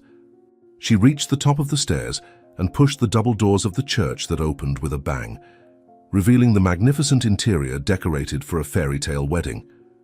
Hundreds of guests turned simultaneously, their faces changing from happy expectation to absolute shock as they saw a disheveled woman pushing a wheelchair down the central aisle, screaming like a madwoman. Nora didn't stop, didn't hesitate, just continued pushing the chair down the passage covered with red carpet, her old boots sinking into the soft fabric, her screams echoing off the centuries-old stone walls. "Michael Davenport, look at your daughter, look what you've done," she shouted, and her voice carried 48 hours of desperation, 7 years of anger, and the primal fear of a mother watching her daughter die. The guests began to stand up, some screaming in shock, others just staring open-mouthed at the impossible scene unfolding in front of them. At the altar, next to a priest dressed in elaborate ceremonial clothes, stood Michael Davenport. He was older than Nora remembered, his face more mature and marked, but the eyes were the same, those dark eyes that had seduced her 7 years ago with empty promises. He wore an impeccable tuxedo that probably cost more than Nora earned in 6 months, and beside him stood a stunning woman in a white wedding dress that looked like it had come straight out of a fashion magazine. The bride looked at Nora and the girls with growing horror, her jewel-covered hand flying up to cover her mouth in shock. Michael was paralyzed, his face losing all color, his wide eyes fixed on Nora as if he were seeing a ghost come back to haunt him. "No, it can't be," he muttered, but his voice was drowned out by the growing tumult of the guests and the shouts of the security guards who finally reached Nora. 2 large men grabbed her by the arms, trying to pull her back, but she broke free with savage strength, pushing Grace's wheelchair to the foot of the altar before they could stop her. "Look at her. Look at Grace. Your daughter is dying because you were too cowardly to take responsibility," shouted Nora, and then pulled back the blankets that wrapped Grace, revealing the unconscious girl with oxygen tubes, so pale she looked translucent under the bright lights of the church. A shocked silence fell over the church for a second that seemed to last an eternity. All eyes moved from Nora to Grace and then to Michael, processing the impossible scene. The girl in the wheelchair had the same features as Michael, the same dark eyes now closed, the same face shape. She was a perfect female miniature of him. There was no denying the striking resemblance. Hazel and Ivy positioned themselves on either side of Grace's wheelchair, and the visual impact of the 3 identical girls, all with Michael's unmistakable features, hit the guests like a bomb. Murmurs began to spread through the church, voices whispering in shock and speculation. The bride turned to Michael, her beautiful face distorted in growing confusion and horror. "Michael, what's happening? Who are these people?" she asked, her high-pitched voice echoing in the tense silence. And Michael opened his mouth, but no sound came out, just a strangled groan. Nora took advantage of that moment of collective paralysis to pull out the old shoebox she had brought tied at her waist under her blouse. She opened it with abrupt movements and began to take out documents, throwing them on the marble floor at the foot of the altar where everyone could see. DNA tests, proving you're the father. Photos of us both when I was pregnant. Medical reports showing that Grace has leukemia and needs an urgent bone marrow transplant," she shouted, each document falling like a bomb of evidence. One of the papers slid to the feet of a guest in the first row, a grey-haired man who bent down and picked it up, his eyes quickly scanning the text before widening in shock. "My God, this is a legitimate paternity test from Genoma Laboratory," he said loudly enough for those around to hear, and that confirmation from an apparently neutral source made the murmur rise to a roar of scandalized voices. Michael finally found his voice, stepping forward with his hands raised in a defensive gesture. "This is madness. I don't know this woman. She's clearly mentally unbalanced. Someone get her out of here," he shouted, his voice loaded with authority and performative indignation. But his eyes told another story. His eyes showed recognition and fear. Nora let out a laugh that was more a sound of hysteria than humor. "Don't know me? You knew me very well 7 years ago when I cleaned your office, and you seduced me with promises that we were special," she shouted back, and those raw and explicit words made several guests gasp in shock. "And when I told you I was pregnant, you called me to your office, put money on the table and told me to disappear. Said you were sterile and that I was lying," Nora continued, exposing every sordid detail, destroying his facade of respectability verbal brick by verbal brick. The bride let out a sob, her hands visibly shaking as she looked at Michael for denial, for some explanation that would make all of this make sense. "Michael, tell me she's lying. Tell me you didn't do this," the woman pleaded, her voice broken, and Michael turned to her with a desperate expression. "Caroline, I swear this is a misunderstanding. This woman is clearly trying to extort me. The children can't even be mine because I'm sterile. You know that, I told you," he said, but his voice sounded hollow even to his own ears. Nora felt pure rage explode inside her upon hearing that blatant lie being repeated. "Sterile? Sterile?" she shouted, and then turned to the guests, to that audience of rich and powerful people who had probably never witnessed something so raw and real in their sheltered lives. "He lies. He always lied. He said he was sterile to avoid family pressure about having children, to be able to live his playboy life without consequences," Nora yelled, and then pulled another document from the box, this one an old and yellowed medical report. "Here. His exam from 7 years ago that a colleague got a copy of when he threw it away. Shows he is not sterile, never was," she said, waving the paper in the air like a flag of bitter victory. A photographer who was apparently documenting the wedding had the reflex to photograph that scene, the flash exploding and capturing Nora with the raised paper, Michael with a panicked expression, the bride crying, and the 3 girls around Grace's chair. That image would be seen by thousands of people in the next few hours, would go viral, would destroy reputations, but at that moment Nora didn't care about any of this. She only cared about Grace, about making Michael see, about forcing him to help. The security guards tried to reach her again, but several guests had stood up and were blocking the aisle. Some out of morbid curiosity, others seeming genuinely shocked and wanting to understand what was happening. An elderly woman in the 3rd row, covered in diamonds and with perfectly arranged hair, stood up and pointed at Michael with an accusing finger. "I knew it. I always knew you were a liar, Michael. Your mother would be ashamed," she said in a strident voice, and Nora realized that this must be some relative, someone who knew the family secrets. Michael looked around desperately, watching his carefully constructed world crumble in real time, seeing the expressions of judgment and shock on the faces of people whose opinion was important for his business and social status. "All of you, get out. This is my wedding. Security, remove these people now," he ordered, his voice rising to something close to a hysterical scream, but nobody moved. Everyone seemed hypnotized by the drama unfolding. Nora moved closer to the altar, climbing the 2 steps that separated her from Michael, coming face to face with him for the first time in 7 years.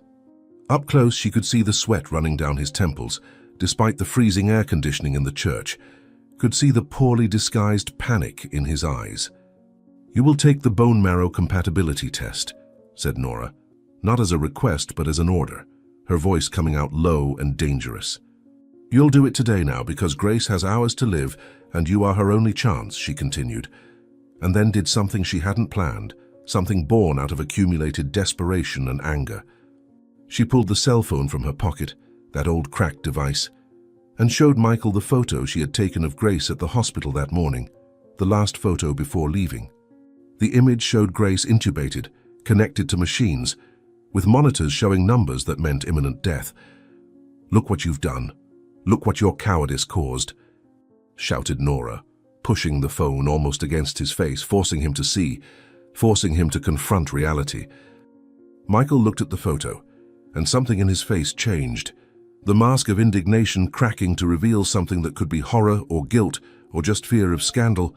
Nora couldn't tell. The bride also saw the photo over his shoulder and covered her mouth with her hand, her eyes filling with tears of shock and perhaps compassion for the dying child in the image. A man who appeared to be the bride's father stood up from the first row, his face red with anger. "Caroline, we're leaving now.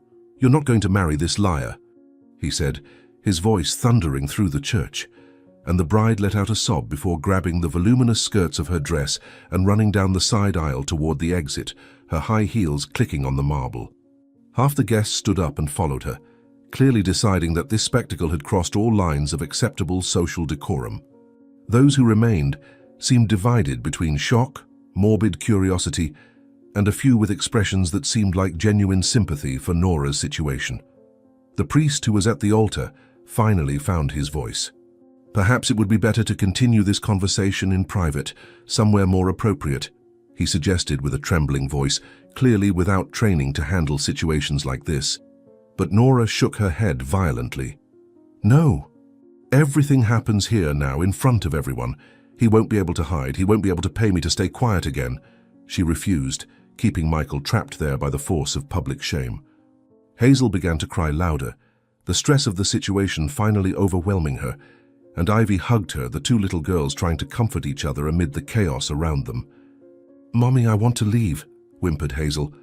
But Nora couldn't leave now, not when she was so close, not when Michael was finally being forced to face the truth.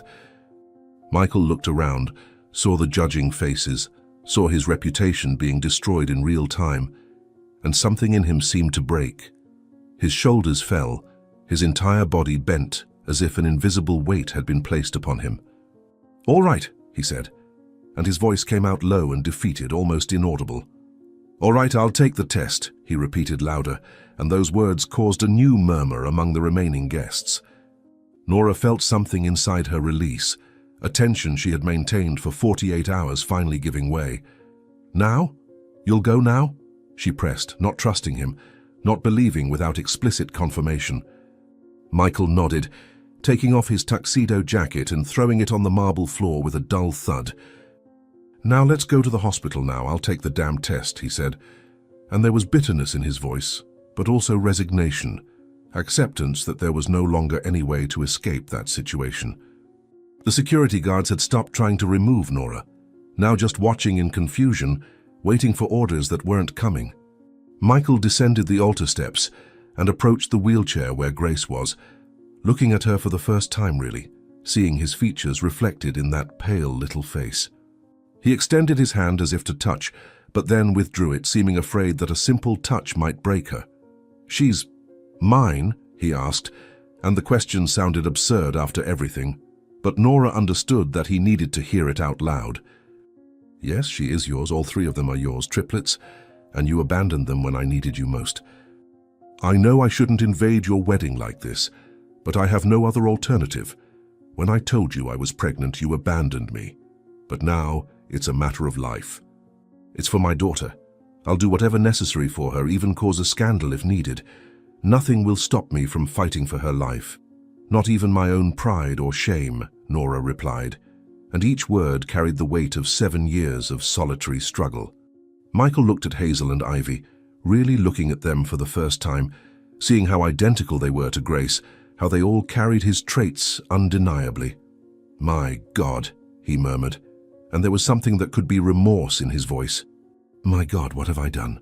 he continued, more to himself than to anyone else. Nora had no time for his late crisis of conscience. "What you did was abandon your daughter, and now she needs you," she said harshly, and then began pushing Grace's wheelchair toward the exit, passing shocked guests who moved aside to make way. Michael followed her, his heavy footsteps echoing in the tense silence. When they left the church, the afternoon sun hit them like a slap, the mundane reality of the outside world violently contrasting with the drama that had unfolded in the sacred interior. Photographers who had been kept outside now advanced, cameras frantically clicking, capturing Michael in wedding attire next to disheveled Nora, pushing a wheelchair, the two tearful girls completing the picture of a broken and desperate family. "Mr. Davenport, is it true that these are your daughters?" shouted a reporter, and others joined with screamed questions. "Did you really abandon a pregnant woman? Is the child in the wheelchair dying? Is the wedding cancelled?" So the questions overlapping in a cacophony of invasion that made Nora want to scream for everyone to shut up. Michael raised his hands, blocking the cameras from his face. "No comment. Get out of the way," he roared, his voice returning to that authoritative tone of an executive accustomed to giving orders. A driver who had apparently brought Michael to the wedding ran to them with keys in hand. "Sir, the car is over there," the man said, pointing to an absurdly long black limousine parked on the street. Nora had never entered a limousine in her life, but now was not the time to be impressed by luxury. They carefully placed Grace in the back seat, Hazel and Ivy entering from both sides, and Nora entered last, followed by Michael. "Santa Cruz Hospital as fast as possible," Michael ordered the driver, who nodded and took off with screeching tires, leaving behind the photographers and the wreckage of a wedding that would never happen. The silence inside the limousine was heavy and suffocating, no one knowing what to say, all processing what had just happened. Nora kept her eyes fixed on Grace, compulsively checking if she was still breathing, if her chest still rose and fell in that weak rhythm. Hazel and Ivy were too quiet in shock, their little pale faces turning between their mother and the strange man who was their father. Michael looked out the window, avoiding all gazes, his fingers drumming nervously on his knee in repetitive movement that betrayed his emotional state. "Driver, faster please," she shouted, and the man accelerated even more, cutting through traffic with impressive skill. Michael finally turned to look at Nora, really look at her for the first time. "Why didn't you look for me before? Why did you wait until you were so desperate?" he asked, and Nora let out a laugh that was pure bitterness. "I did look. I spent 2 days trying to find you. I went to your company, left messages. Nobody returned my calls. You live in a world surrounded by security guards and secretaries who filter out people like me," she responded with anger boiling in every word. "And before that, in the last 7 years, you never tried to contact me about the girls?" Michael continued, and Nora felt like punching him. "You gave me money to disappear. You called me a liar, said the children couldn't be yours. Why would I look for you after that?" She fired back and saw him shrink slightly, at least having the decency to look ashamed. Hazel, who had been quiet since they entered the car, finally spoke in a small, trembling voice. "Are you really our father?" she asked, looking at Michael with those enormous eyes full of confusion and mixed hope. Michael looked at the girl, saw her face that was a mirror of his own, and nodded slowly. "Yes, I am," he said, and those 3 simple words were the first public and direct admission of paternity. "Why did you never come to see us? Why don't you live with us?" Hazel continued with that brutal innocence of children who haven't yet learned not to ask difficult questions. Michael opened his mouth but couldn't form an answer, and it was Nora who responded. "Because he made wrong choices, my love. Choices that he'll have to learn to live with," said Nora, keeping her voice as gentle as possible despite the anger she felt. Ivy, always quieter, looked at Michael with an expression serious beyond her 6 years. "Are you going to save Grace?" she asked, and that simple, direct question cut through all the emotional complexity of the situation, reducing everything to the essential. Michael looked at unconscious Grace between her sisters and nodded. "I'll do everything I can," he promised, and Nora prayed that this promise wouldn't be as empty as those he had made 7 years ago. The hospital finally appeared before them, that concrete building that had become so familiar to Nora in the past 48 hours. The limousine stopped at the emergency entrance, and everyone quickly got out, helping to remove Grace from the car while Nora opened the wheelchair. They rushed in, that impossible group of a poor woman, a millionaire in wedding attire, 2 frightened girls and a dying child. The receptionist saw them, and her eyes widened in shock. "Grace is back?" "What happened?" she asked, already picking up the phone to call the team. "We brought her father. He's going to take the compatibility test now," said Nora, pushing the chair toward the elevator without waiting for a response. Michael followed her, and Nora saw that he looked around the public hospital with an expression that could be discomfort, clearly not accustomed to such environments. They went up to the pediatric ICU, and the grey-haired doctor was there as if he had never left, and his expression when he saw Nora returning with Grace and a man in wedding attire was one of pure shock. "Nora? What? Who is this?" he began, but Nora interrupted him. "This is Michael Davenport, Grace's father. He's here to take the compatibility test now," she said, and saw the doctor process that information, his eyes going from Nora to Michael and back. "You did it," murmured the doctor, and there was genuine admiration in his voice mixed with disbelief. "You really managed to bring him," he continued, and then turned to Michael, extending his hand. "I'm the doctor in charge of Grace's case. We need to do the compatibility test immediately. Can you come with me?" he said, taking professional control of the situation. Michael looked at Nora one last time, something passing between them that could be understanding or just shared exhaustion, and then followed the doctor to a side room. Nora stood there in the hallway with Hazel, Ivy, and Grace, the weight of everything that had just happened finally falling on her like an avalanche. Her legs gave way, and she sat heavily on the cold floor, pulling the two girls into a hug while tears finally ran freely down her face. "You were so brave, my girls," she whispered, kissing the top of their heads.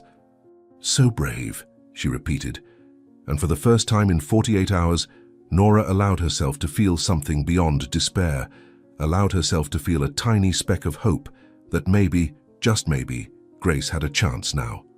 Around them, the hospital continued its normal pace, indifferent to the drama that had unfolded, but for Nora and her daughters, the world had completely changed in the last few hours, and nothing would be the same again. Time passed slowly.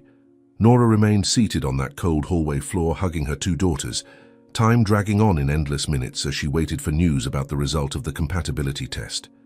Hazel and Ivy eventually fell asleep against her, emotionally exhausted after everything they had experienced on that impossible day. The sound of approaching footsteps made Nora raise her head, and she saw the grey-haired doctor walking toward her with an expression she couldn't immediately decipher. Her heart raced in anticipation, fear and hope mixing in equal proportions inside her tight chest. "Nora, I have news," said the doctor, stopping in front of her, and the tone of his voice made every muscle in Nora's body contract in tension. She carefully stood up so as not to wake the girls, leaving them resting on the waiting room sofa where she had moved, and followed the doctor a few steps into the hallway where they could talk privately. "Is the result out? Is he compatible?" Nora fired, unable to wait another second, unable to bear any additional suspense after all she had already endured. The doctor allowed himself a small but genuine smile, and that smile said everything even before the words left his mouth. "Michael Davenport is 100% compatible with Grace. He's the perfect donor we needed, Nora.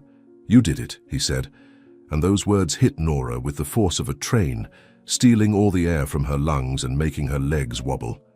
She had to lean against the wall to avoid falling, tears bursting from her eyes without any control, sobs shaking her entire body as all the accumulated fear and tension finally found a way out. "Are you sure?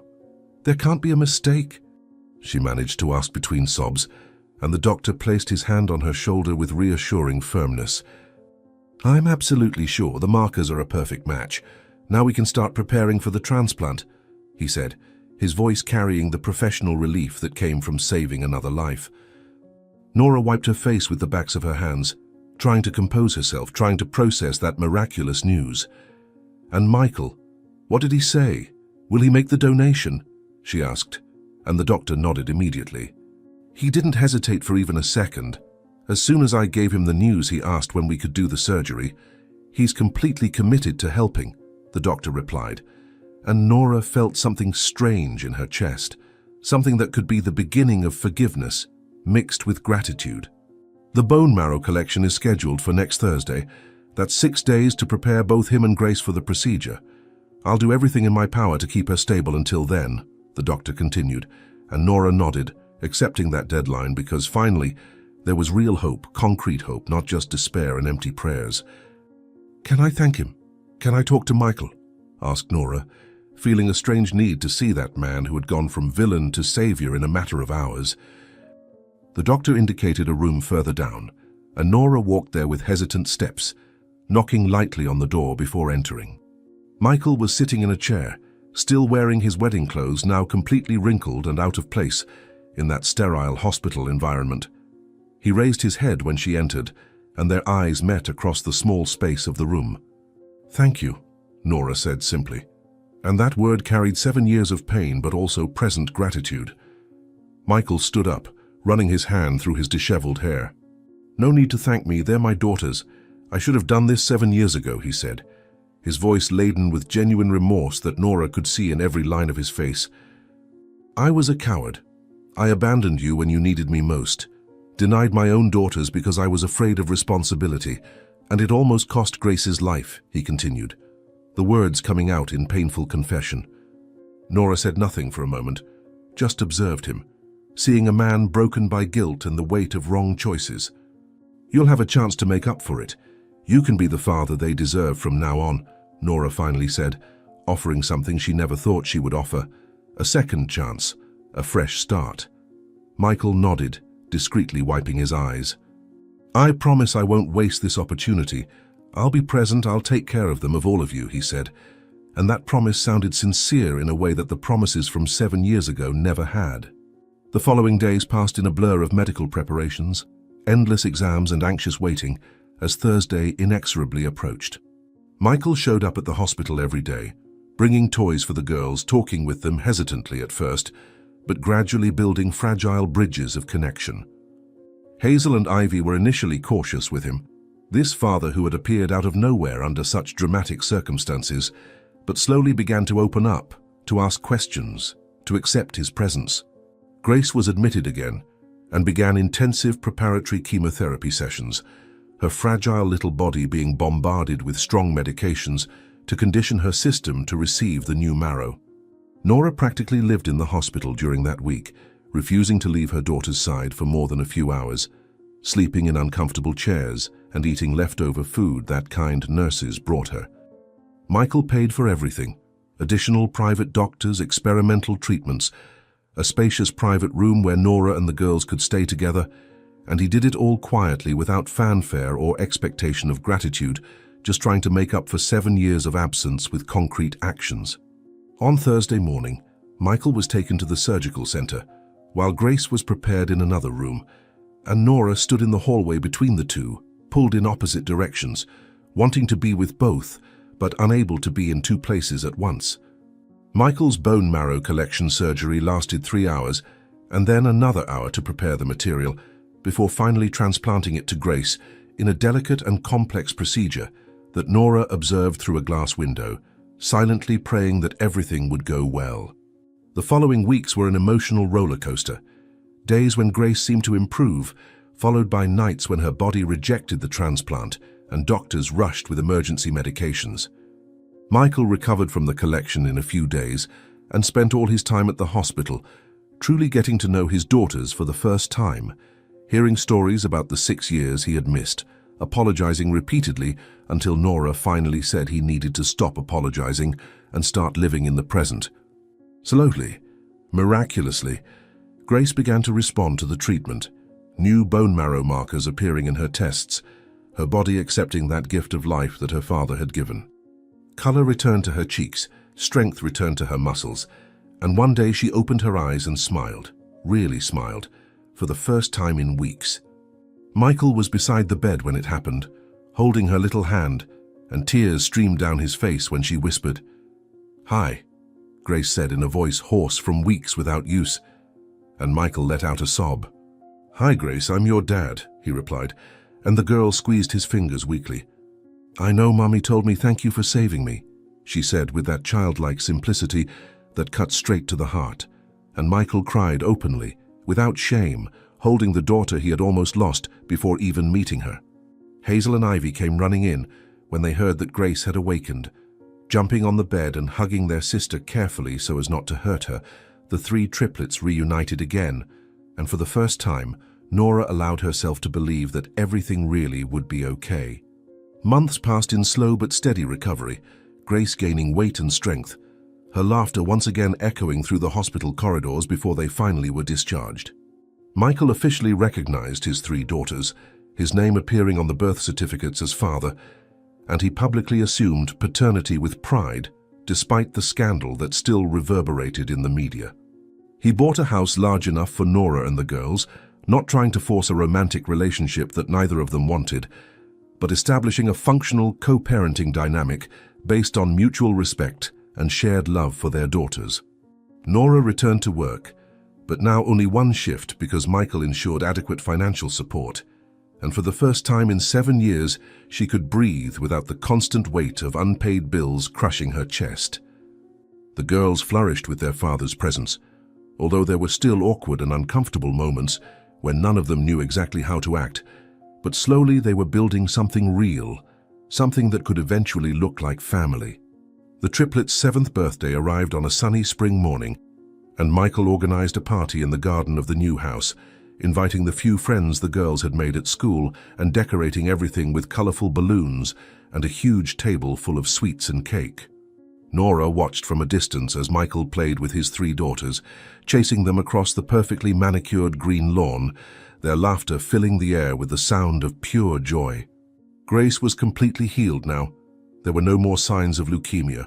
Her hair had grown back thicker and shinier, her cheeks rosy and healthy, running with the same energy as her sisters, as if she had never been on the verge of death. "Mommy, come play with us," shouted Hazel, waving, and Nora joined them, allowing herself to be caught in the middle of the chaotic game. When they stopped to cut the cake, the 3 girls hugged Michael simultaneously, a knot of small arms around his waist. "We love you, Daddy," they said in unison, and Michael looked at Nora over their heads, his eyes shining with unshed tears. "Thank you for being an excellent mother," he said quietly, just for her, and Nora nodded. Grace broke away from the hug and ran to Nora, jumping into her arms. "Thank you for saving me, Mommy. Thank you for bringing Daddy." "Thank you for always taking care of us," said the girl, kissing her mother's face with those wet kisses of a child. Nora held her daughter against her chest, feeling the small heart beating strong and healthy, and knew that it had been worth it. Every moment of despair, every second of public humiliation, every drop of suffering had been worth it for this moment, for having her 3 daughters alive and happy and loved. They were not a perfect family. There were still wounds not completely healed and difficult conversations they would need to have, but they were real. They were theirs, and they were full of imperfect but genuine love that grew each day. Now tell me in the comments where you're from and tell me, did you like this story? Then subscribe to the channel, leave your like and check out the next one waiting for you here on the screen. I'll wait for you there.